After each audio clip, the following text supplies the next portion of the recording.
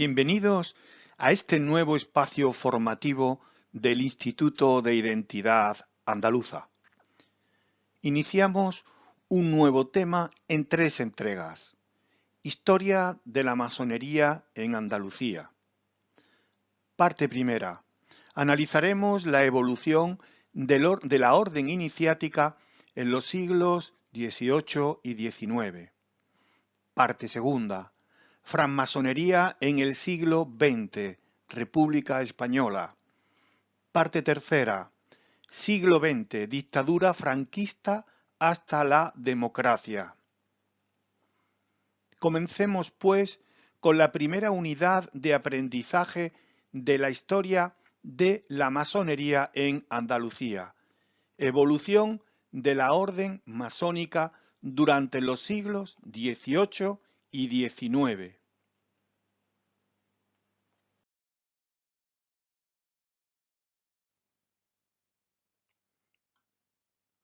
Los acontecimientos históricos que se suceden en España durante los siglos XVIII, XIX y XX afectan de una forma directa al esplendor o decadencia de la orden masónica. Observemos la línea de tiempo de historia en los años que vamos a estudiar.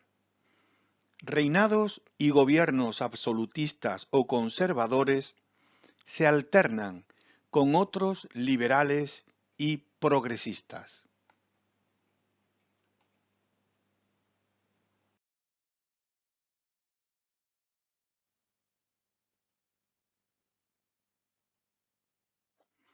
Si disponemos debajo de la línea de tiempo de historia la evolución gráfica representada en una línea de la masonería en Andalucía en el mismo periodo, llegaremos a una clara conclusión. Durante los años de gobiernos conservadores, reaccionarios y autoritarios, reinado de Carlos IV, José Bonaparte, Fernando VII, dictadura de Primo de Rivera, golpe militar y dictadura franquista, la orden masónica presenta una época de deterioro, decadencia y represión. En épocas liberales y reformistas, la Revolución del 68, la gloriosa Segunda República, nuestra democracia, la francmasonería presenta un gran crecimiento, desarrollo y grandeza. Nuestra misión y principios están muy claros.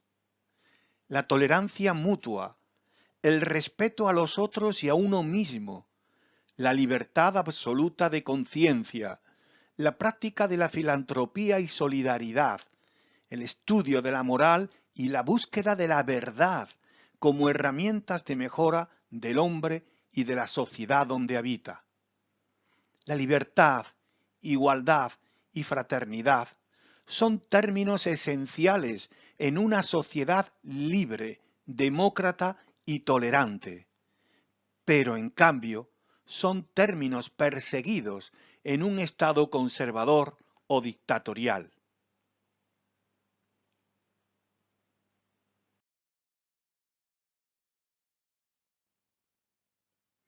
Comencemos por el siglo XVIII.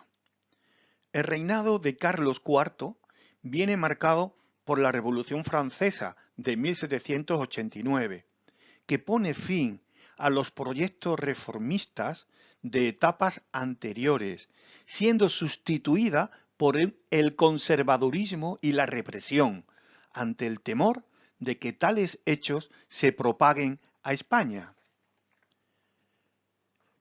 Por la documentación histórica que se posee, podemos afirmar que en Andalucía en el siglo XVIII no existía una masonería permanente y organizada.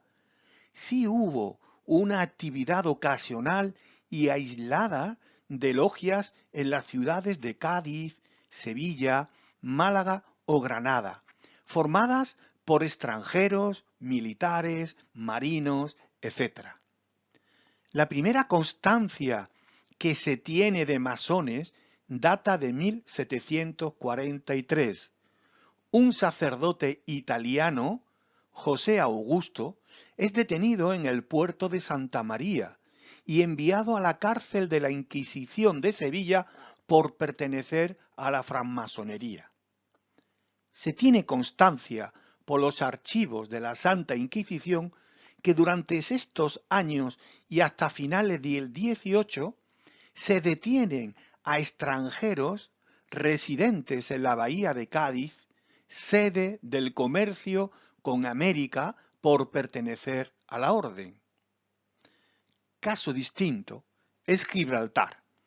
En 1728 aparece el primer taller masónico con el nombre de Logia San Juan de Jerusalén número 51, formada por militares que llegaban de Inglaterra para defender la roca de los españoles. Esto dio pie a la creación de otras logias donde ya existían civiles y residentes, incluso logias donde ya se hablaban en castellano. Surgen a partir de 1762 la Logia de los Habitantes o la Logia Constancia.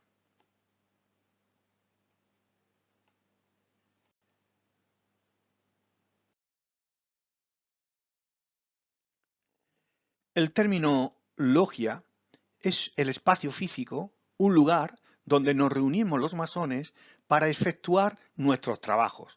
También recibe el nombre de taller o de templo.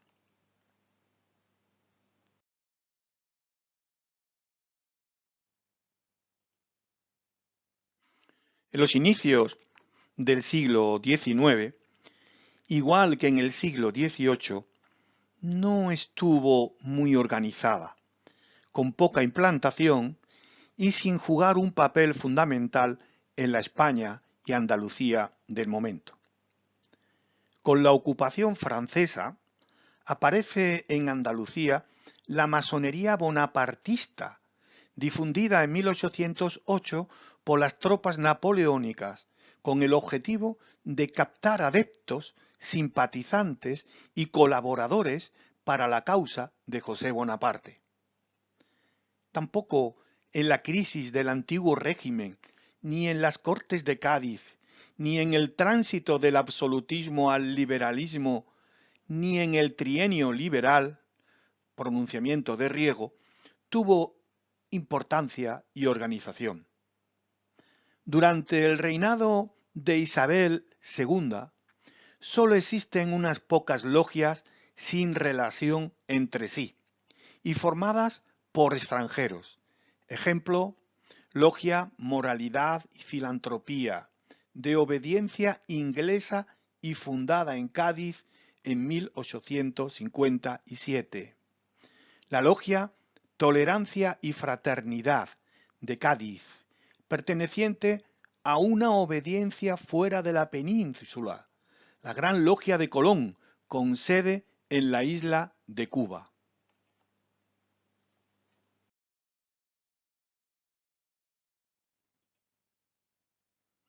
Una obediencia es una corporación integrada por logias que acuerdan asociarse o federarse, dándose una constitución y unos reglamentos generales a fin de coordinar sus esfuerzos y medios. Cada una de estas estructuras se denominan tradicionalmente Gran Logia en unos casos y Gran Oriente en otros. Estos dos términos, para lo que sirven, es para designar obediencias distintas en un mismo territorio nacional. La palabra Oriente alude al lugar en que se ubica una logia y por transposición al territorio que abarque la federación de logias que se trate. La Asamblea General de la Obediencia se reúne una vez al año, al menos, y están representadas por todas las logias de la obediencia a través de sus diputados o portavoces, disponiendo de voz y de voto. La masonería universal está compuesta por la suma de las obediencias mundiales.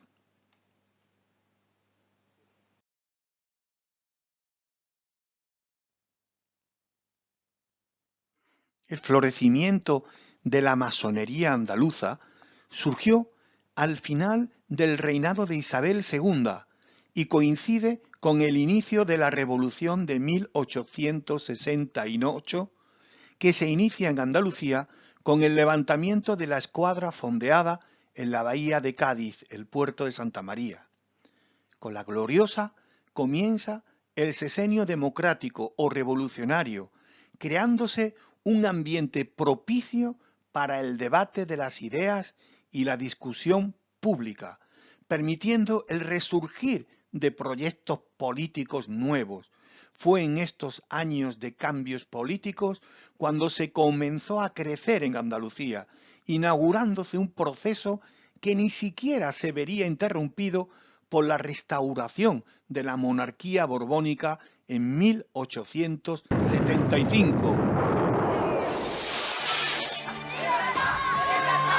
Los gaditanos son los primeros en sumarse al pronunciamiento militar que, al grito de «Viva España con honra», hace el almirante Juan Bautista Topete desde el arsenal naval de la Carraca.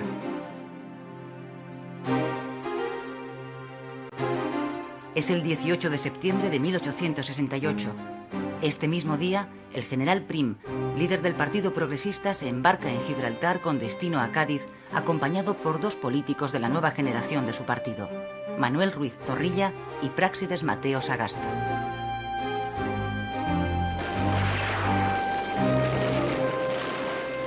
La revolución, bautizada por el pueblo como La Gloriosa, triunfa pronto en Cádiz, a donde el general Serrano llega con sus tropas para apoyar el levantamiento.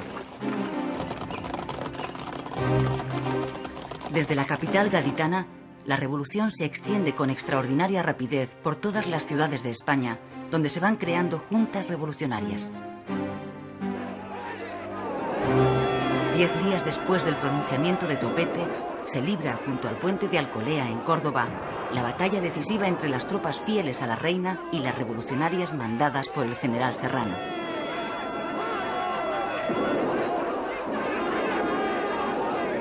Vencen los sublevados. El camino hacia Madrid les queda libre.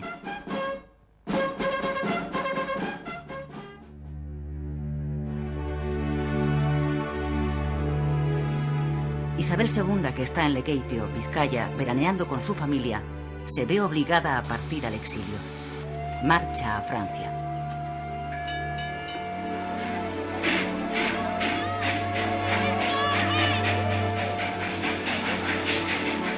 En ese momento tiene 38 años y ha sido durante 25 de ellos la reina de España.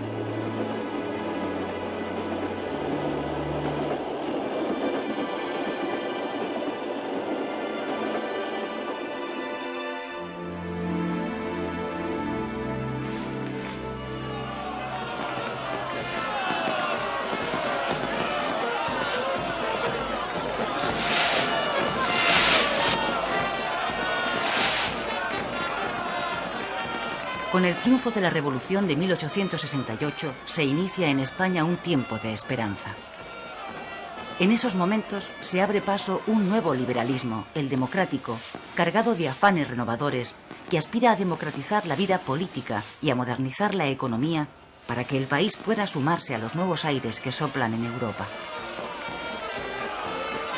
El poder político, que permanece durante un tiempo en manos de las juntas revolucionarias, pasa pronto a un gobierno provisional que preside el general Serrano y que convoca elecciones a Cortes Constituyentes por sufragio universal.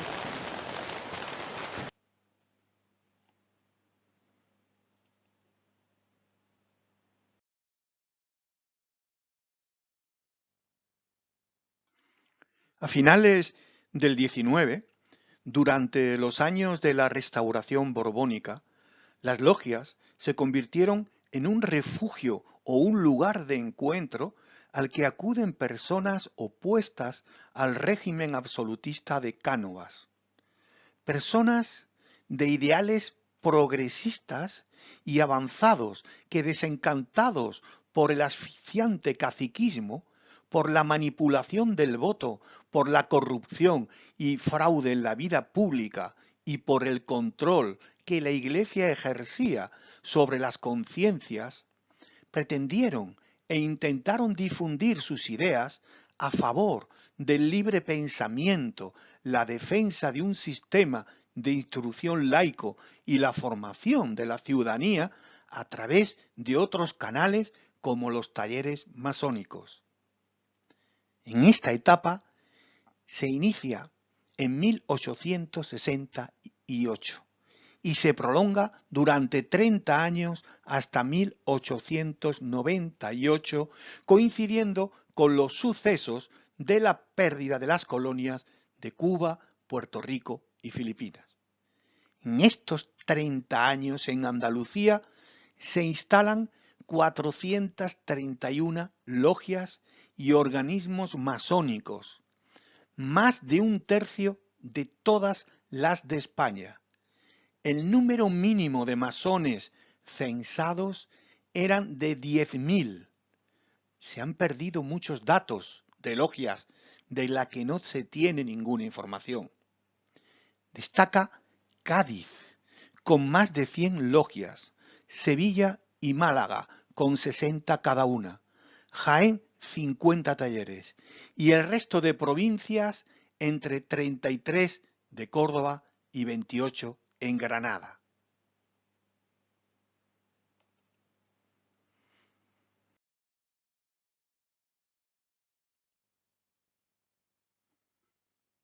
Crisis masónica del siglo XIX. A mediados de 1890 se empieza a dar señales de decadencia por diversos motivos. Problemas internos, divisiones, existían más de 12 obediencias. Frustración provocada por la ley del sufragio universal masculina, aprobada por Sagasta en 1890. Con sufragio o sin él, los políticos monárquicos seguían controlando en su beneficio los mecanismos de representación, y esto provocó el desánimo y desaliento de muchos republicanos y masones miembros de logias y talleres. La prensa conservadora culpa a los masones de la pérdida de las colonias de Cuba, Puerto Rico y Filipinas. Surge una solicitud a las Cortes en 1895 para que declaren a la masonería facciosa, individuo, agrupación o asociación rebelde que se levanta en contra del poder causando disturbios de orden público, ilegal y traidora.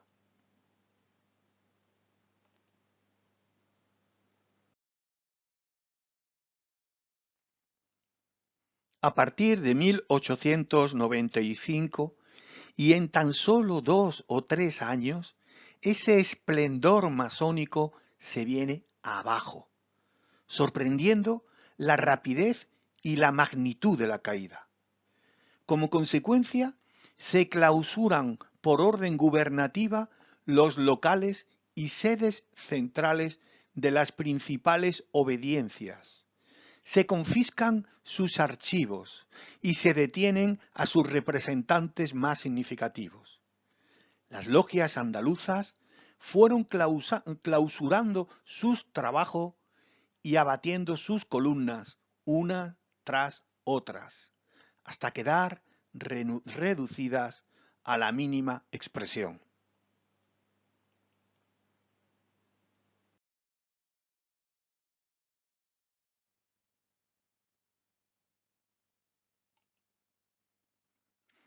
El término abatir columna significa cerrar definitivamente, clausurar un taller masónico, una logia.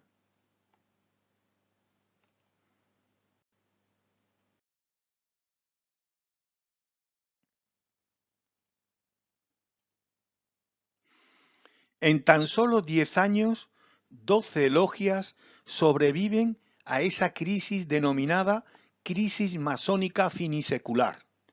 Estas fueron, en Cádiz, Tolerancia y Fraternidad, Firmeza y España; en Jerez de la Frontera, Logia El Pelícano; En Ubrique, Logia América. En Granada, Talleres Numantino y Libertad. En Río Tinto, Logia Fraternidad. En Aroche, Logia Hijos de la Luz. En Jaén, Logia Lealtad. En Málaga, Logia Virtud. Y en Sevilla, las logias Fe Numantina y Osiris.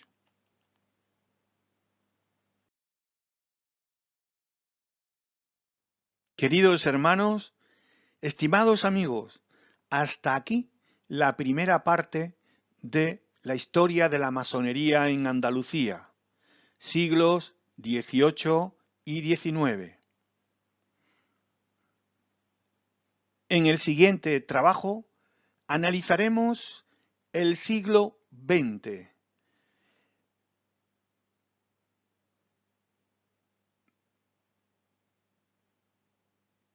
Un fuerte taf a mis hermanos, un fuerte abrazo a los amigos que nos siguen.